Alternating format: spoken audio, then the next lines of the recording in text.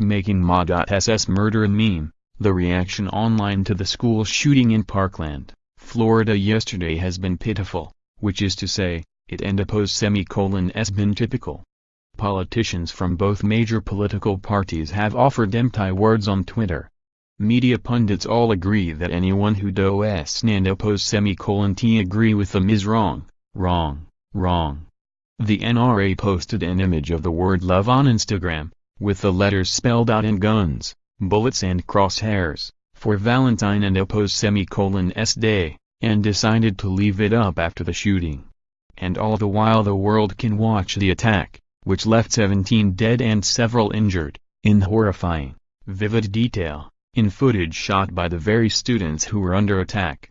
No amount of killing seems to be enough for Congress to take action in the nearly 19 years since the Columbine shooting. The unimaginable has happened. Americans have adopted a routine, almost scripted response to tragedy. Now, school shootings run the risk of becoming a meme.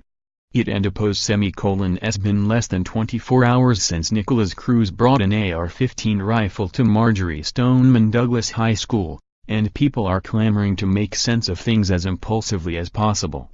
The knee-jerk response in Washington is to offer thoughts and prayers, or, in a twist from President Trump, prayers and condolences, to grieving families. A pat reaction that irks anyone who can understand why mass shootings are so prevalent in the US even when the answer is obvious. And it in turn triggers a counter-response of sarcasm and smarminess that range from funny or dire releasing a sardonic fake infomercial asking people to send their thoughts and prayers up your ass to some poor, misguided soul creating a repugnant thoughts and prayers online video game. Then, if the social media cycle following the Las Vegas, Orlando and San Bernardino shootings are any indication, people pack up these Pavlovian reactions until next time. Both the perfunctory offerings of thoughts and prayers and the childish jokes that follow them trivialize mass murder. They read distractions from any sensible political and social dialogue, and they needlessly expend the energy of both the people who spread these memes and those who read them. Everyone loses. The reaction to this shooting instance seems worse than usual somehow, because at this point all sensitivity seems to have gone out the window. The worst offenders in this instance are the NRA, whose unsurprisingly tone-deaf decision to leave up its gun-themed love meme in the wake of gun violence speaks volumes about how they feel they must put on a show of strength in spite of yesterday events. While it would be reasonably safe to assume that even the most deranged pro-gun lobbyists want people slaughtering children, the NRA is so shaken from 8 years of the Obama administration supposedly threatening their Second Amendment rights that they lost all sense of common human decency.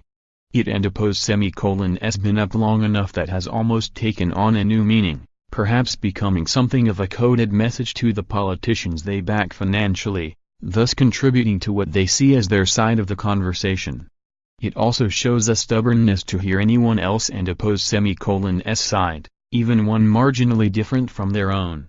In contrast, many on the left have been posting a meme that dates back to the Las Vegas shooting last October with a clear message. The words thoughts and prayers are crossed out and policy and change are written in.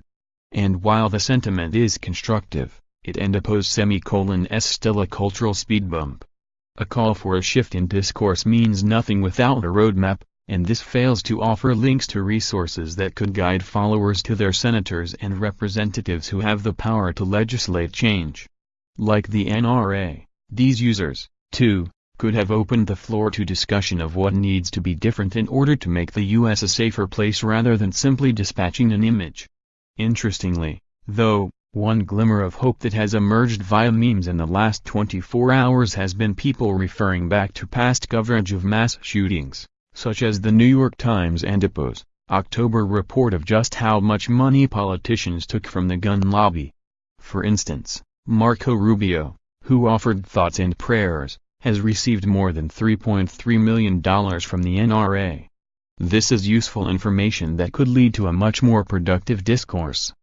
But one thing change for the foreseeable future, the way in which mass murder, and, Really, all types of violence are readily available to consume in real time on Snapchat, Facebook and Periscope.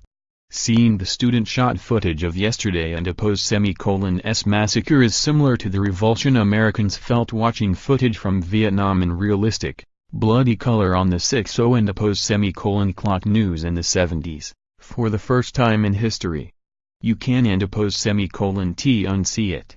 Pandora and s box will remain open. Witnessing terror like this unfold over every waking second is something that the world will adjust to with time, just as it always has.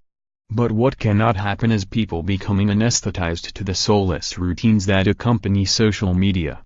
It and s only human to feel scared and helpless in the wake of a mass shooting, an event that happens too frequently these days. But it and s the ability to sensibly discuss and make sense of these catastrophes that will lead to healing and maybe even legislative changes that would make the country safer.